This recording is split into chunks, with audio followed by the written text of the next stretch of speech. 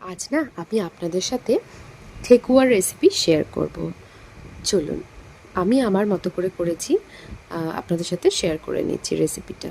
প্রথমে আটা, সুজি, একটু শুকনো নারকেল গুঁড়ো আর তার সাথে চিনি দিয়ে প্রচুর পরিমাণে ঘি আর গুড়ের জল সেই সব দিয়ে ভালো করে মেখে তারপর ছুরি বা চামচ দিয়ে নিজের ইচ্ছে মতো একটু শেপ দিয়ে নেবেন। তারপর অল্প করে সাদা তেল, তার মধ্যে ঘি দিয়ে এগুলো একটা একটা করে ভেজে নিতে হবে। এটা হচ্ছে আমার রেসিপি। আপনাদের কি রেসিপি একটু কমেন্টে লিখে জানাবেন।